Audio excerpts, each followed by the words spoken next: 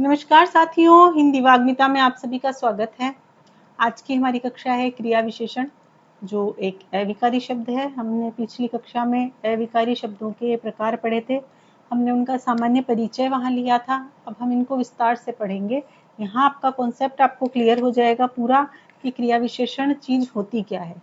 तो जहाँ जो शब्द क्रियाओं की विशेषता बताता है वो क्रिया विशेषण शब्द होता है। एक अविकारी शब्द है ये।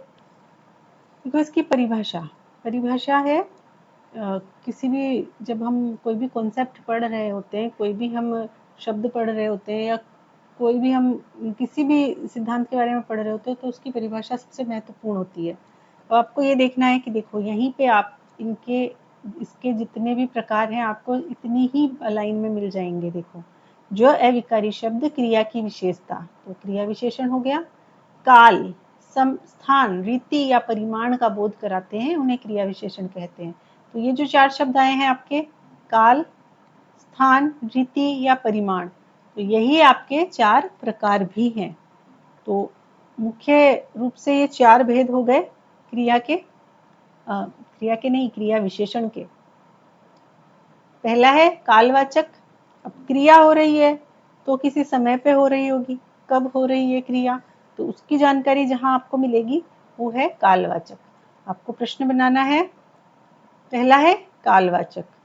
काल, अब क्रिया हो रही है तो किसी समय पे हो रही होगी, अभी हो रही है, पहले हुई थी, आगे होने वाली है। तो ये जो शब्द आपके सामने जब आएंगे तो आप वहां पे उसके काल का निर्धारण करोगे।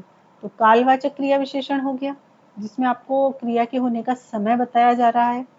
शाम प्रतिदिन टहलता है, तो शाम कब टहलता है, तो आपको ये प्रश्न सूचक जो शब्द है कब, इसका प्रयोग करना है और आपको उत्तर मिलेगा शाम प्रतिदिन टहलता है।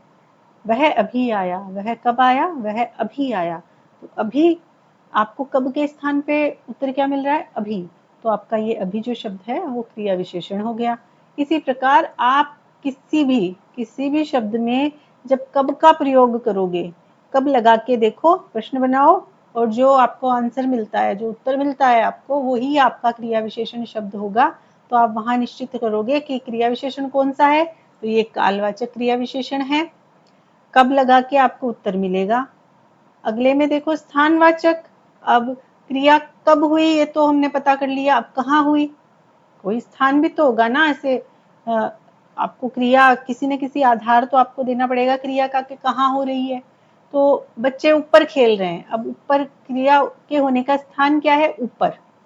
तो यहाँ ये जो ऊपर शब्द है वो उसका स्थानवाचक है, क्रिया के होने का स्थान है।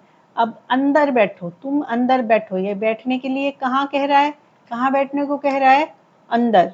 तो ये अंदर जो शब्द है वो स्थानवाचक है। तो आप प्रश्न बनाओगे कि कहाँ, कोई क्रिया कहाँ हो रही है, और जिस भी शब्द से आपको उसका उत्तर मिलता है वही आपका स्थानवाचक क्रिया विशेषण होगा।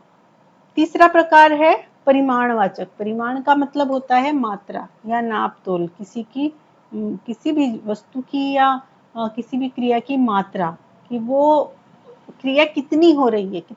तीसरा है परिमाणवाचक। परिमाण का मतलब ही होता है मात्रा या नाप तोल।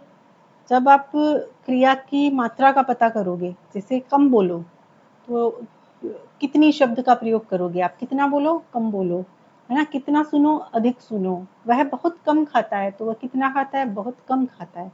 तो ये हो गया आपका परिमाणवाचक, जहाँ क्रिया की मात्रा बताई जाती है। ये बहुत, कम, अधिक, है ना, ज्यादा, पर्याप्त, लगभग, तनिक, ये जो शब्द हैं वो क्रिया की मात्रा बता रहे हैं। तो यहाँ पे जब आप कितना या कितनी शब्द का प्रयोग करके प्रश्न बनाओगे तो उत्तर में जो शब्द आएगा वो परिमाणवाचक क्रिया विशेषण होगा। अगला है रीतिवाचक। रीतिवाचक क्रिया विशेषण, जहाँ क्रिया के संपन्न होने का तरीका बताया जा रहा है, क्रिया किस प्रकार से हो रही है, तो वहाँ आप रीतिवाचक करोगे, उसका ढंग बताया जा रहा है कि क्रिया कैसे हो रही है। जैसे कछुआ धीरे धीरे चलता है, कछुए के चलने का जो तरीका है वो यहाँ बताया जा रहा है, धीरे धीरे। अचानक बारिश होने लगी, तो अचानक जो शब्द है वो उसके बारिश के होने का तरीका है। धीरे धीरे, तेज, अचानक, एकाएक, ध्यानपूर्वक, सचमुच, अवश्य, ऐसे और बहुत सारे शब्द हैं। तो आप शब्द याद करने की आपको ज़रूरत नहीं है, आपको सीधा सा इतना याद रखना है कि इसमें कैसे और किस तरह का प्रयोग होगा। जैसे कछुआ कैसे चलता है, बारिश किस प्रकार होने लगी, बारिश कैसे होने लगी। तो इन जब प्रश्नों का आपको उत्तर मिलेगा तो वही शब्द आपका रीतिवाचक क्रिया विशेषण होगा। इतना आपको समझ में आया होगा। तो ये हुए आपके आज का टॉपिक खत्म, क्रिया विशेषण। अगली कक्षाओं में हम पढ़ेंगे अवयवों के और अन्य प्रकार, जो रीट के लिए और रीट मेंस के लिए, चाहे लेवल फर्स्ट हो या सेकंड हो, समान रूप से उपयोगी रहेगा। हाँ, फर्स्ट ग्रेड सेकंड ग्रेड के सिलेबस में वो नहीं है, परंतु आपको पढ़ाना तो है ही है। अगर आपके यहाँ सिलेबस में नहीं है तो आप जिस विद्यालय में जाओगे उस विद्यालय में आपको ये सब चीज़ें पढ़ानी होगी। तो आप ये कक्षा ज़रूर देखिएगा, अगली कक्षाएं, जहाँ हम पढ़ेंगे अगले जो अव्यय हैं, समुच्चय बोधक, संबंध बोधक, ये सभी हम पढ़ने वाले हैं। तो अगर ये क्लास अच्छी लगी हो आपको, अगर वैल्यू मिली हो इस क्लास से, तो आप लाइक कीजिए, मेरे चैनल को हिंदी वाग्मिता को आप सब्सक्राइब कीजिए। बहुत बहुत धन्यवाद आपका इस क्लास से जुड़ने के लिए।